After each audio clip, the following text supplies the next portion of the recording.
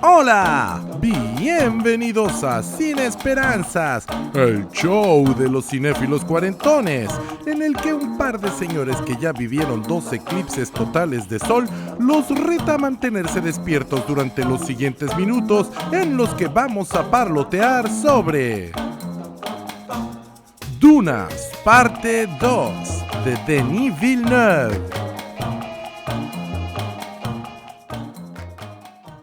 Bienvenidos, estamos aquí reunidos una vez más para celebrar nuestro ritual de amor por el cine.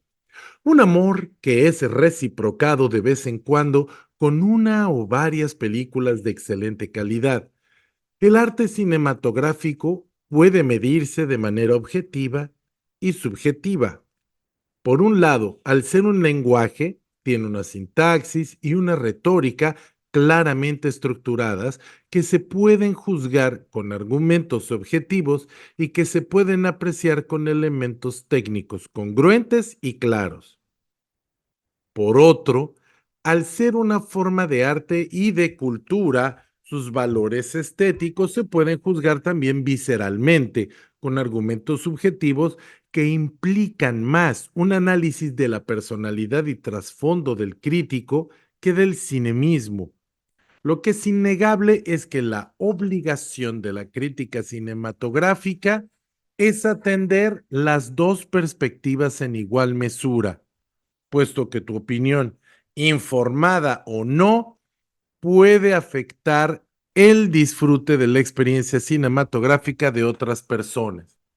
Todo esto lo digo porque el día de hoy toca comentar la segunda parte de una saga inconclusa, o por lo menos todavía inconclusa, del director quebecois Denis Villeneuve. Dune parte 2.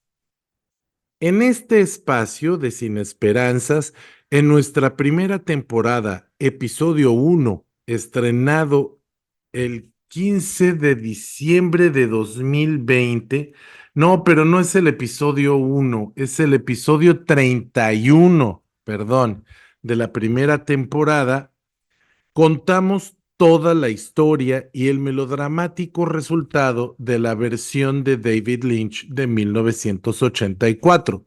Si tiene usted interés en escuchar toda la historia, desde que Alejandro Jodorowsky obtuviera el proyecto y que finalmente perdió, hasta que David Lynch entregó una cinta que hasta el día de hoy lo horroriza, le sugiero empiece por escuchar o revisitar ese capítulo. De igual forma, en la temporada 2, episodio 25, que se estrenó el 16 de diciembre de 2021, conversamos sobre la primera parte de Dune, que le dará el contexto necesario sobre el trasfondo del director y sobre sus elementos estilísticos. Dejaré una playlist con los 3 episodios para su mayor comodidad. Bueno, y eventualmente, si todo sale bien, el cuarto episodio sería el de Dune 3, la adaptación de Dune Messiah. Voy a empezar esta comenta confirmando una teoría que formulé en el primer episodio, es decir, en la primera parte. El color es drama. En esta ocasión me parece mucho más notorio, puesto que la mayor parte de la historia ocurre en un solo lugar, Arrakis, el planeta desértico que los locales, los Fremen, llaman Dune, y de donde saca la película y la novela su nombre. Como es un planeta desértico, uno pensaría que la paleta de colores va a estar muchísimo más limitada y justamente el uso de esa paleta de colores nos hace dar cuenta que está utilizándolo para narrar, el director, quiero decir. En la primera parte, el protagonista Paul Atreides empieza en su planeta, un lugar lleno de agua y lluvia, lleno de vida, para eventualmente viajar a este planeta que está árido, que está muerto, un planeta de pura arena. La paleta de colores no está tan restringida en la primera parte y se puede usar con mayor libertad a lo largo del largometraje. En esta ocasión, en la segunda parte, al estar muchísimo más limitado en el tiempo y en el espacio, los cambios de la paleta de color son muchísimo más notorios y transmiten drama con mayor claridad, que es justo lo que yo proponía. Voy a dar un ejemplo para ver si queda clara mi posición. Cuando estamos con los Harkonnen, todo tiende al blanco y al negro. No hay matices. El varón se sumerge en una suerte de chapopote esotérico y su piel blanca y pálida contrasta con el negro en el que se sumerge. Mientras que por otro lado, Paul Atreides también se sumerge en una poza donde le será revelada una verdad, pero esta es agua cristalina y luminosa, hay tonos marrón, tonos amarillos, tonos cálidos, mientras que los Harkonnen son fríos y son de alto contraste. Paul Atreides es cálido, Paul Atreides eh, es cristalino, aunque esa transparencia del agua pues también contrasta con con los tonos marrón de la tierra que la enturbia. Y bueno, pues es que el color es un elemento semiótico muy útil y muy evidente en Villeneuve. Yo encontré muy estimulante que tanto la primera como la segunda parte de esta película tienen un buen balance entre las escenas de acción y los momentos reflexivos. La primera Dune fue muy criticada por algunos, nada más, precisamente por ser, y entre comillas, súper entre comillas, lenta, lo que no es necesariamente cierto. No solo hay muchas secuencias de acción explosivas y trepidantes, sino que la historia se mueve para adelante sin parar. El escritor y lingüista italiano Umberto Eco decía al respecto de sus libros que la gente está cansada de cosas simples, que contrario a lo que piensan editores y algunos periodistas, esta es una cita, la gente quiere recibir desafíos. Y yo encuentro un vaso comunicante entre el trabajo de Villeneuve y el de Eco, toda proporción guardada. Se atrevió el director canadiense a hacer un cine que no es fácil, que no es condescendiente con el público, que te exige cierta atención, cierta capacidad de atención, pero al mismo tiempo es una superproducción que hace palidecer a muchas otras. Y si ese atrevimiento no fuera suficiente, reconoce y homenajea a las versiones anteriores con un respeto profundo y un cariño evidente.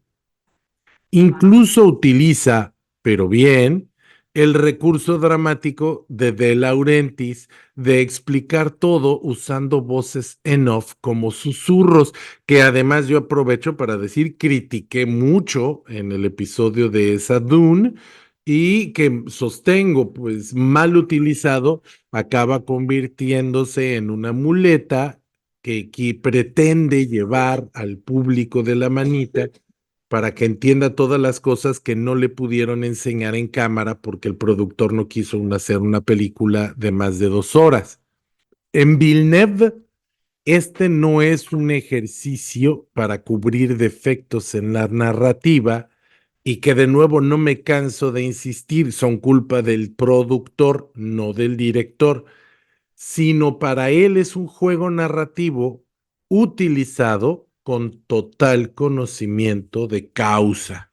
Muchos de sus diseños recuperan también los estilos gráficos del diseño de producción original, tanto de Möbius como de H.R. Giger o Giger, nunca he sabido cómo se pronuncia, creo que es Geiger, y creo que es la misma cosa que dije en el episodio, en el episodio de Dunas. Hans Rudy Giger tiene una identidad propia, pero el estilo está ahí, se puede reconocer. Cualquiera que haya leído cómics europeos puede ver la influencia de la ciencia ficción en los cómics europeos. sobre todo en las aeronaves insectoides y en estos tanques gigantescos industriales que tienen formas orgánicas. Eso es muy Giger. En cuanto al trabajo actoral, hay mucho que decir. Timothée Chalamet me parece un actor con la suficiente plasticidad histriónica para que al verlo en Wonka y después en Dune se vuelve reconocible. Aún más, la química con su coestrella, la californiana Zendaya, de quien es mejor amigo según lo confiesan en diferentes entrevistas, le da credibilidad a la relación entre Paul Muad'Dib y Chani la Fremen. Ya no hablemos de Rebecca Ferguson, que está más que encantadora en su papel de Jessica, la Bene Gesserit, madre de Paul, y que en esta parte está embarazada de la última descendiente del duque Atreides. Javier Bardem, que además utiliza con mucha efectividad su acento extranjero para conferirle a Stilgar ese aire de fuereño entre su propia gente. Una pléyade de actores y estrellas que, aunque su fama y estatus se imponen a la de los protagonistas, se contentan con papeles pequeños, un par de líneas de diálogo, pero suficientes para legitimarse. Destaco a Christopher Walken en el papel del emperador y a Lea Seydoux en el papel de Lady Margot. Muy comentado es el beat que Anna Taylor-Joy tiene en esta película y que ha sido motivo de muchos chistes y memes en la red. En fin, son muchos grandes actores, o algunos muy populares y famosos. Recordemos que en la primera película incluso sale este Jason Momoa, y es el Jason Momoa que ya era Aquaman, o sea que ya estaba en el candelero. Josh Brolin también aparece en esta película, aparece en las dos partes, y bueno, una gran cantidad de actores de conocida popularidad. De la música tengo poco que decir, más que nada porque tengo muy poca educación musical, pero pienso que es maravillosa y que tiene toques de Noches de Arabia y de Spaghetti Western por partes iguales. Es como si la última tentación de Cristo y el bueno, el malo y el feo se hubieran enamorado y hubieran tenido un hijo de amor. Me encantó y creo que además le confiere una personalidad única a las dos cintas. Hans Zimmer debió hacer un trabajo de musicología exhaustivo porque al mismo tiempo que suena futurista, a lo mejor un poco industrial, a mí me suena algo que podría ver en una película de cyberpunk, se mantiene también folclórico y exótico. Me gustó mucho. De nuevo, no tengo la capacidad para hablar a profundidad de la música, pero me gustó. Dune, la novela de Herbert, sostiene un discurso que no fue tan claro para muchos. La crítica de Dune es a las figuras mesiánicas y a la religión, les pasó de frente, y según Villeneuve, o al menos eso vi en una entrevista que me compartió Fernando, esto fue lo que lo empujó a publicar Dune Messiah, el segundo libro, pues sentía que la gente le confería o no entendía que Muad'Dib era un farsante o hasta cierto punto era producto de la política. Entonces, en la versión cinematográfica de Villeneuve se hace muchísimo énfasis en esto, y la postura de Herbert es muchísimo más clara y notoria. Favor que le hace el director al espectador distraído que quizá se deja llevar por las proezas de Paul Muad'Dib y ve a Dune más como una película de superhéroes que como lo que es, una terrible crítica, una mordaz crítica a los superhéroes. Pero ya quiero escuchar yo los comentarios de Fernando, porque no sé si ustedes lo sepan, pero él se ha dado a la tarea desde hace un tiempo no solo de leer las novelas, sino de desmenuzarlas, porque él es un experto en el viaje del héroe y en todo lo que constituye la figura del héroe y de los arquetipos heroicos y su impacto en la cultura popular. Así que su lectura es harto interesante. Voy a cederle el micrófono, emocionado por oír sus comentarios, y se lo hago y se lo paso con mi cliché de siempre.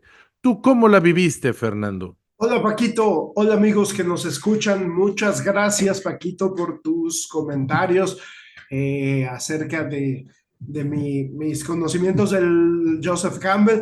Voy a tratar de ser lo más breve posible en cuanto a todo, en cuanto a todos los detalles que tengo que mencionar, porque me parece que tú mencionas mucho de lo que yo también tengo inquietud. Entonces a mí me interesa mucho subrayar varias de las ideas que nos compartes, que pienso que son muy acertadas.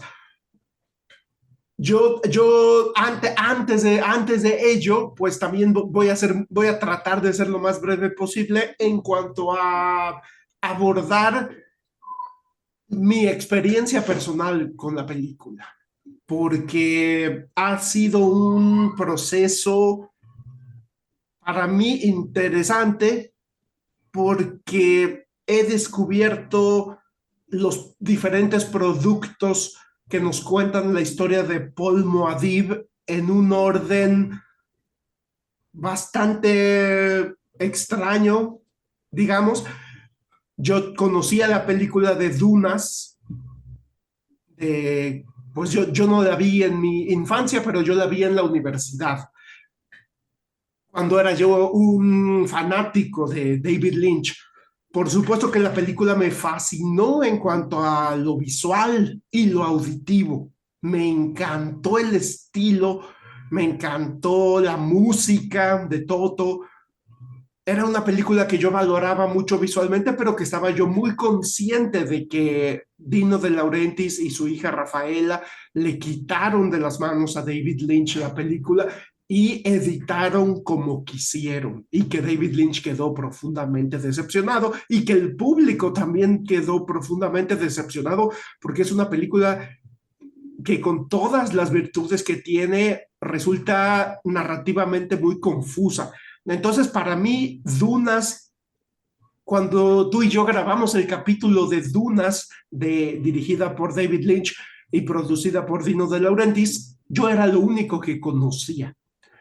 Entonces yo estaba como muy virgen en cuanto a mi conocimiento de Dunas.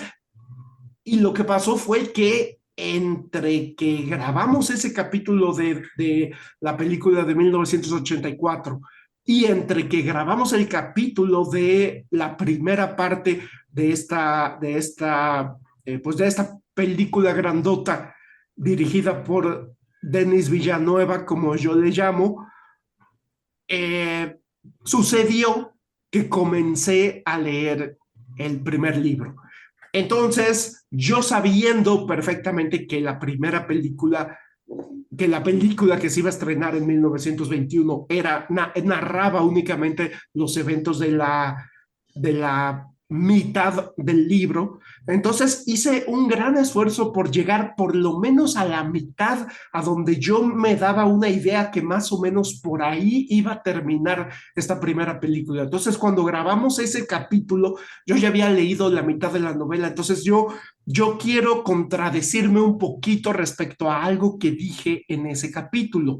Yo dije que sentía que Denis Villanueva había dejado fuera muchos detalles que hay en la novela, que, que yo estaba en ese momento tan embriagado de esos detalles, estaba yo tan metido, tan absorto en la lectura de tanta cosa tan compleja, que cuando vi que la película hace un ejercicio de adaptación impresionante, de reducir la estructura del guión a su mínima expresión, a lo estrictamente básico, me decepcionó un poquito.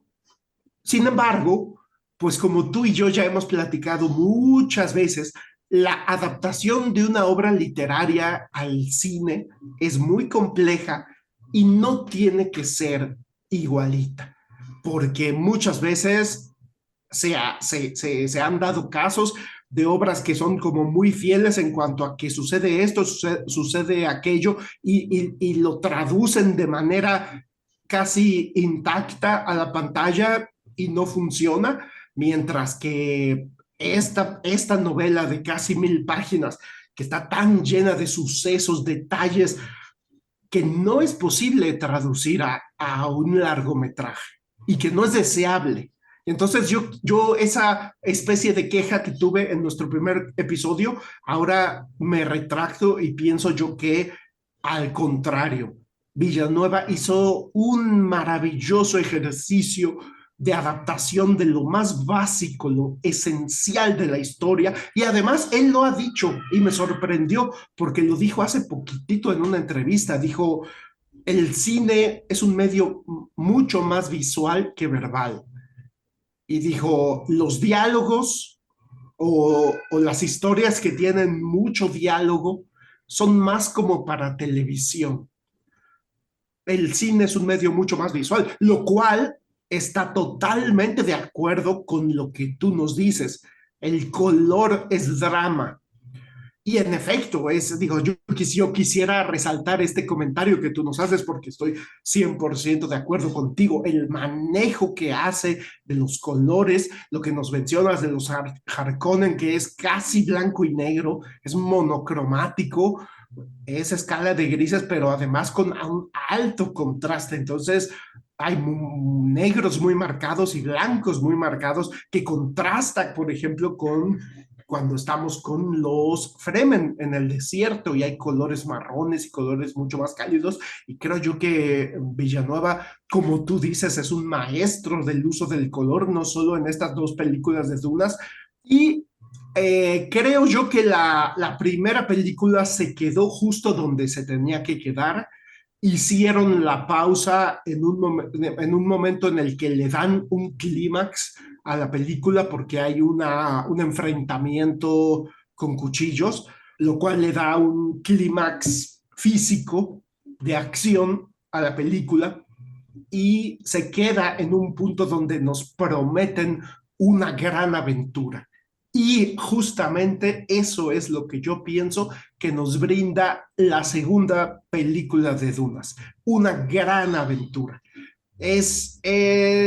Creo yo que una vez más Villanueva hace un trabajo espléndido de extraer lo que es esencial de la novela y plasmarlo en la pantalla.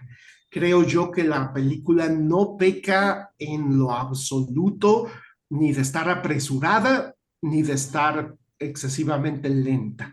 Ninguna de las dos películas creo yo que pequen de eso, todo lo contrario, yo creo que tienen un ritmazo y creo yo que vale mucho la pena leer la novela porque es complejísima y habla de muchísimos temas y es muy filosófica, pero para el que no quiera, no tenga tiempo, ni ganas, ni interés de leer los libros de Frank Herbert o siquiera el primero, creo que esta adaptación de Villanueva es magnífica y coincido contigo totalmente en que hasta le rinde tributo tanto a la película que no se hizo de Jodorowsky, los diseños de Moebius y de Giger o Geiger, le rinde tributo, se nota la influencia y no solo eso, también al diseño de producción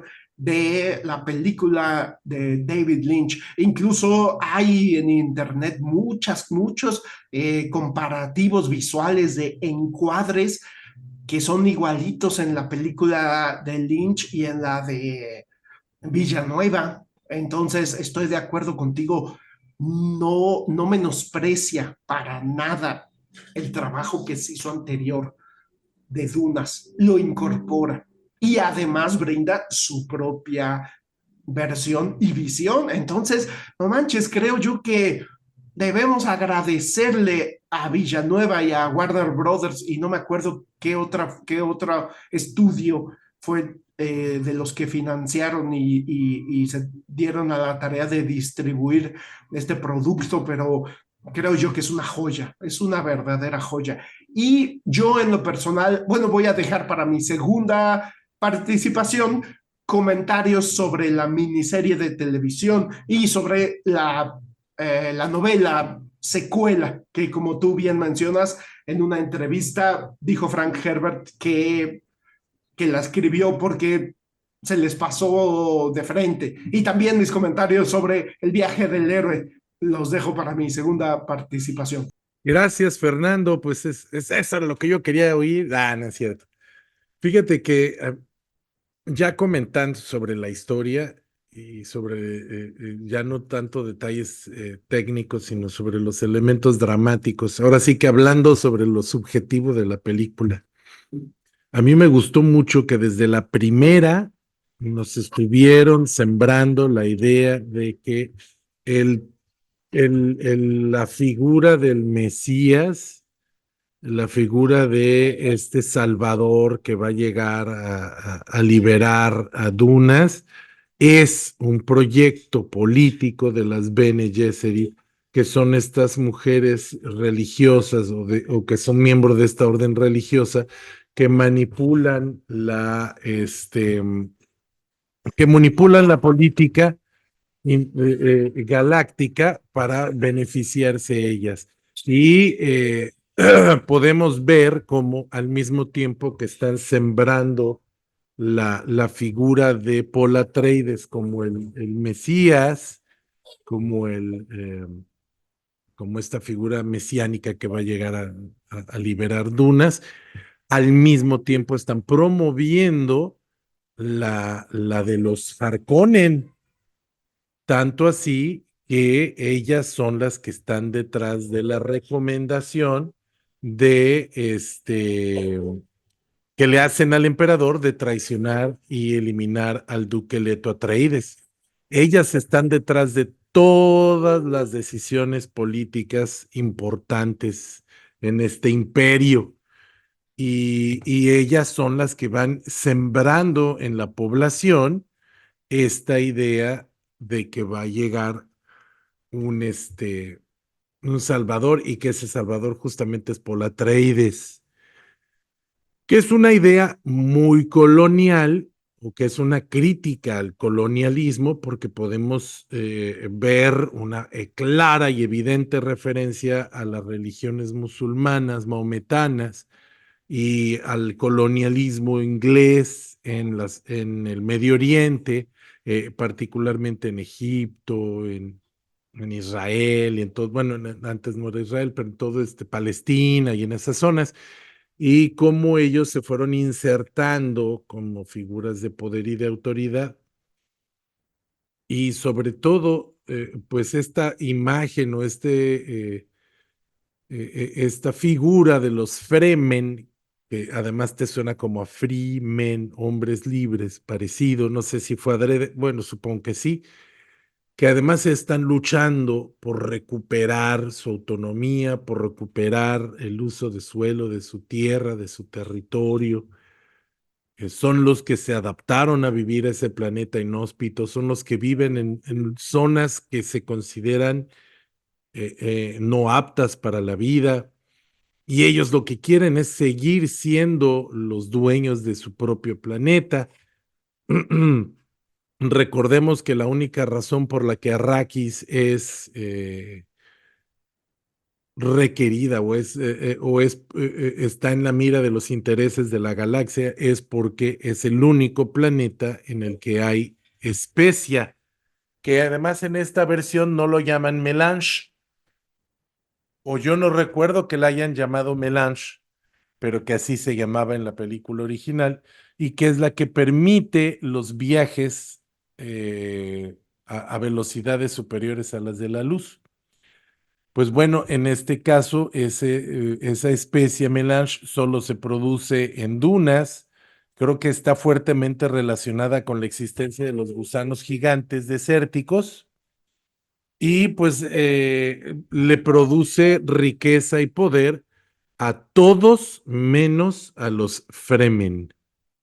A todos menos a los Fremen, que son, es más o menos lo mismo que el petróleo, es una obvia referencia al petróleo y a la expropiación, a la explotación petrolera del Medio Oriente. Pues toda esta historia sigue ahí.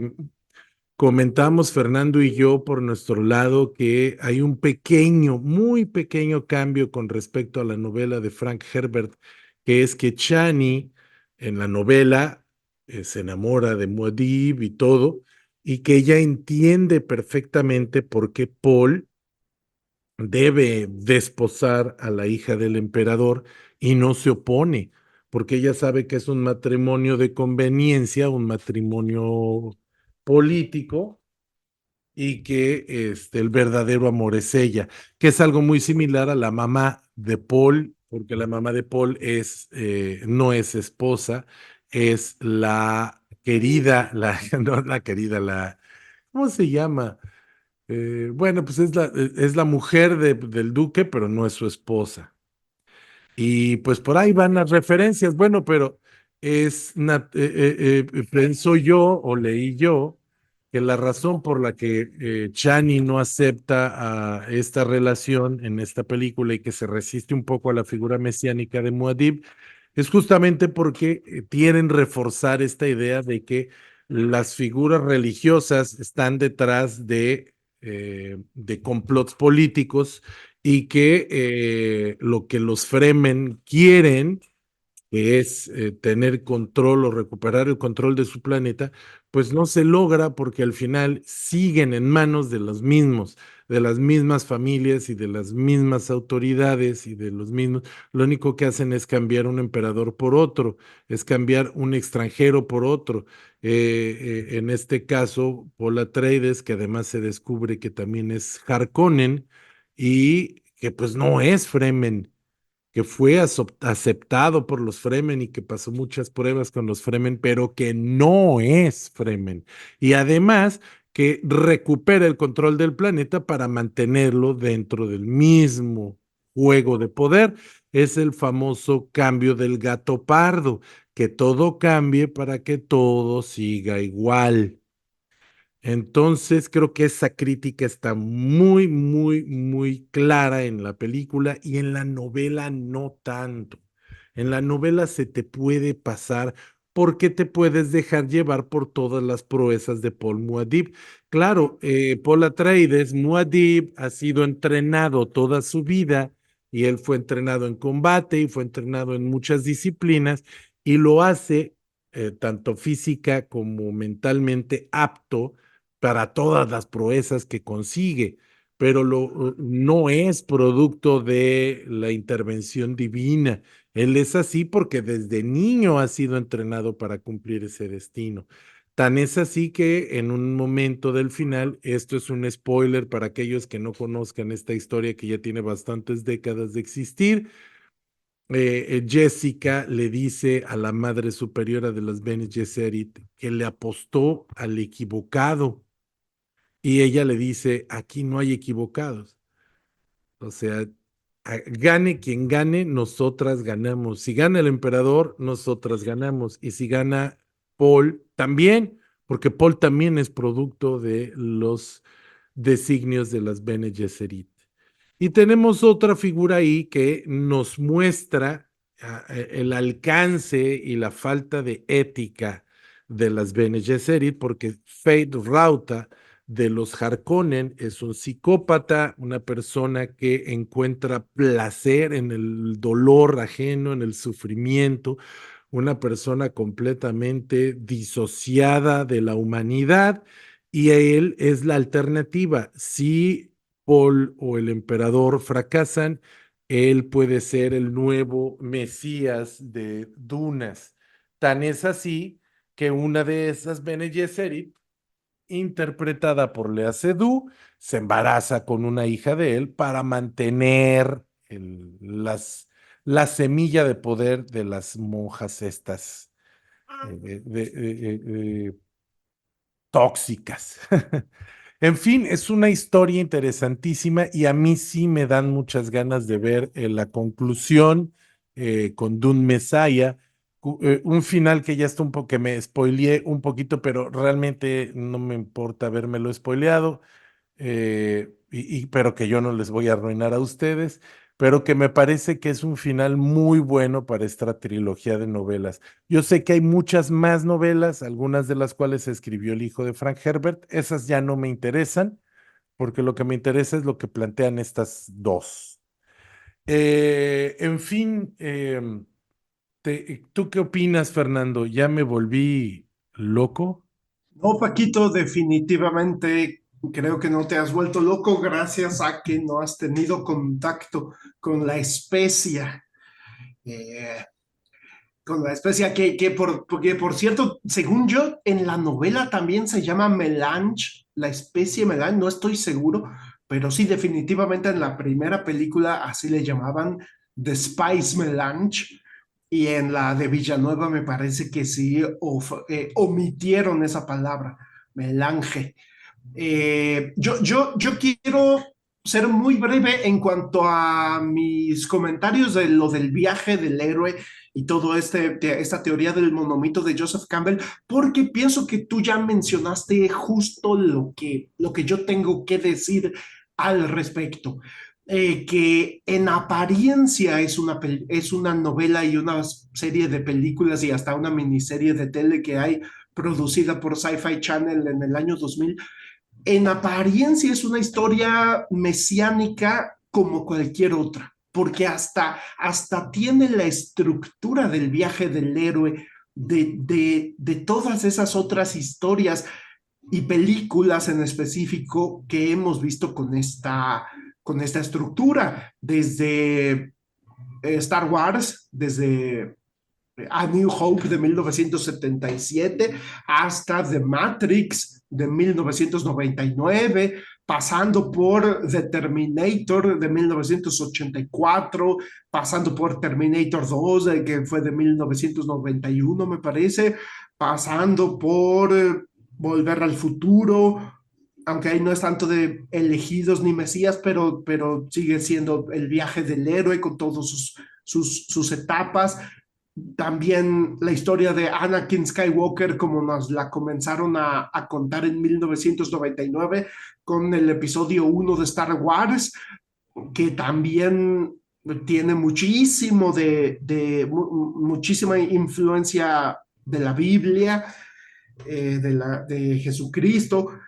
Entonces creo que, como tú dices, en apariencia es una historia de mesiánica como cualquier otra, y a muchos lectores se les pasó de largo, aunque yo creo que si uno lee la novela de Dunas con detenimiento, entonces poco a poco sí va uno atando cabos, y cerca del final de la novela sí debería uno de concluir que este Mesías, este Salvador de los Fremen, en efecto fue producto de toda una conspiración, producto de la política, producto de la magia de las Bene Gesserit, producto de la manipulación de las Bene Gesserit, incluso producto de la genética, porque pues es hijo de una Bene Gesserit, que además lo educó y lo entrenó en las artes que ellas practican, a pesar de que es un varón y ellas son mujeres. Entonces a mí me parece que en la novela, si uno la lee concienzudamente, sí debería quedar claro que es más bien una crítica, que es más bien un cuestionamiento a las historias de los Mesías, y que Paul Moadib no es producto de la divinidad, no es un salvador que haya sido elegido ni por un dios, ni por varios dioses, ni por una energía divina como en Star Wars, sino que fue producto de toda una serie de acciones de diferentes personas que lograron que los Fremen lo aceptaran como Salvador, y no solo eso, sino que él estuviera a la altura con las proezas y los retos que tiene que superar y las pruebas que tiene que superar para llegar a erigirse como el emperador y como el salvador de los Fremen. Entonces, pienso yo que, como tú dices, es fácil que esto se te pase de largo si no lees la novela con suma concentración. Entonces, por eso en la segunda novela nos dejan clarísimo que la historia de Dunas es una crítica a los mesías, a los mitos mesiánicos, una advertencia incluso de los héroes carismáticos. Entonces creo yo que, como tú bien nos mencionas, Denis Villanueva desde la primera película se propone y lo logra hacernos ver que esta historia de viaje del héroe, de un salvador, es una crítica. Y hay una conversación que tiene Paul con su mamá desde el primer acto de la primera película, en la que Paul se da cuenta que todo es parte de un plan y lo dice verbalmente y se pone triste. Le dice a su mamá, todo es parte de un plan, y se pone triste. Entonces eso ya nos prepara para que sigamos viendo esa película y la segunda parte con esa óptica. Y creo yo que la segunda película se encarga a través de los diálogos y de diferentes circunstancias, como lo que nos mencionas que hicieron con Chani para reforzar esta idea de que la película, la historia de Dunas es una advertencia, una crítica a estos mitos de un elegido, de un Cristo, de un ungido, de un Mesías. Eso es lo que tengo yo que opinar sobre la cuestión del viaje del héroe, y también, al igual que tú, pienso que sería fantástico que Villanueva se aviente a dirigir una película basada en esta segunda novela llamada Dune Messiah, que nos narra los eventos que suceden 12 años después y que es muy interesante. Yo quiero mencionar también la música, que tú ya nos la describiste de una manera muy acertada, y quiero decirte que estoy totalmente de acuerdo contigo. Es como si la música de La Última Tentación de Cristo se matrimoniara con el estilo spaghetti western de Morricone y tuvieran un hijo. O sea, realmente sí coincido contigo, y creo que Hans Zimmer hace un trabajo fantástico y muy sutil, porque estas 4 o 5 notas que constituyen el tema principal son fantásticas, porque no es una melodía grandilocuente como las de John Williams, como la de Superman, la de la Guerra de las Galaxias, la de Indiana Jones. No, son 5 notas más o menos, 5 o 6 notas o 4 que se repiten un poquito como tiburón, diría yo, más bien. Es un tema constituido por unas cuantas notas que de repente las escuchamos cantadas por una mujer, que se nota que son como una especie de rezo, como una especie de mantra. De repente la escuchamos ese mismo microtema tocado por toda una orquesta. O sea, hay una gran variedad de musicalizaciones, de instrumentación, pero el tema se repite a lo largo de las 2 películas y no cansa, no cansa. Es monótono, pero no cansa, gracias a que lo utilizan cuando es estrictamente necesario y le dan variedad a la instrumentación. Creo yo que Hans Zimmer una vez más se luce, y pues creo que esos son mis comentarios finales. Muchas gracias, Fernando. Pues no hay muy poco que agregar a lo que has dicho tú y yo quiero decir que me satisfizo mucho la película, la disfruté mucho. Las dos películas me han tenido me han tenido pegado a la pantalla en la orilla del asiento, la disfruté muchísimo y me llama mucho la atención que en las dos ocasiones había mucho público y que todo el público fue muy respetuoso durante la película.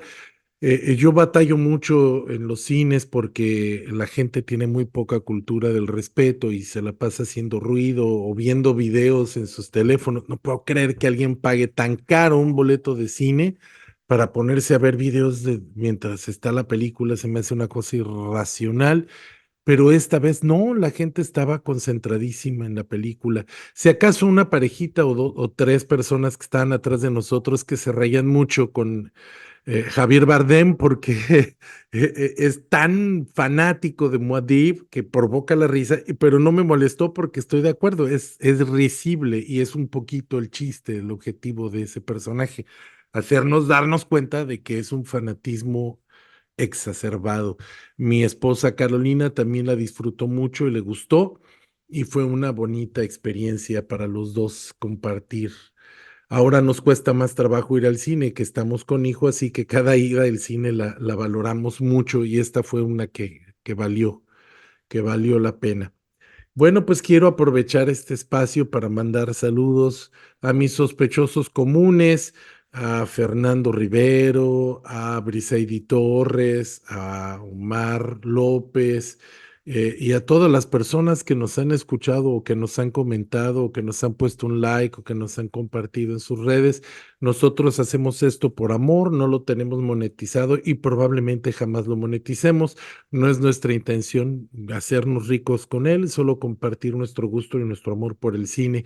Yo los conmino a, a comunicarse con nosotros, a ponernos mensajitos. A lo mejor están en desacuerdo con alguna observación nuestra y eso se me hace no solo respetable, sino además ideal, porque esa es la mejor manera de aprender cuando hay debate, cuando hay discusión, siempre y cuando sea dentro del respeto. También quiero mandar un saludo a Abraham González, a doña Rebeca Palazuelos, que a veces nos escucha, a mi papá, Cuauhtémoc Rodríguez, de quien heredo por tercera generación esta cinefilia sin remedio. Y quiero dedicar, como siempre, este programa a mi hijo Mario, para quien dedico todos mis programas porque es testimonio de su padre que lo quiso mucho. Y también a Carolina, mi esposa, que es nuestra productora ejecutiva, que ella es la que se avienta el trompo de estar cuidando al niño mientras yo estoy aquí aplastado grabando el programa o editándolo y que pues nos apoya muchísimo dándonos el tiempo para hacerlo, para editarlo, para producirlo, para subirlo a la red. Muchísimas gracias.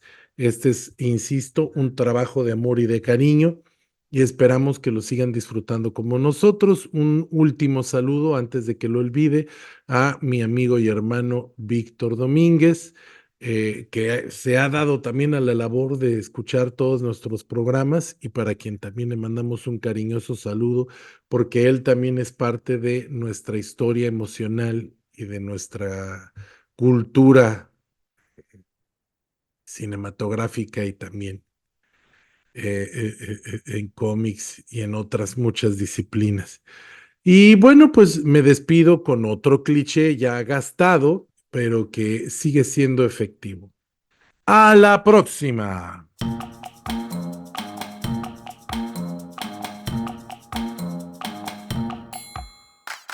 Esta es la quinta temporada de Sin Esperanzas, el show de los cinéfilos cuarentones, con Fernando C. Fink y Paquito Rodríguez. Puedes escucharnos en nuestra página de Facebook, nuestro canal de YouTube, en Spotify y ahora también en Instagram. ¡Hasta la próxima!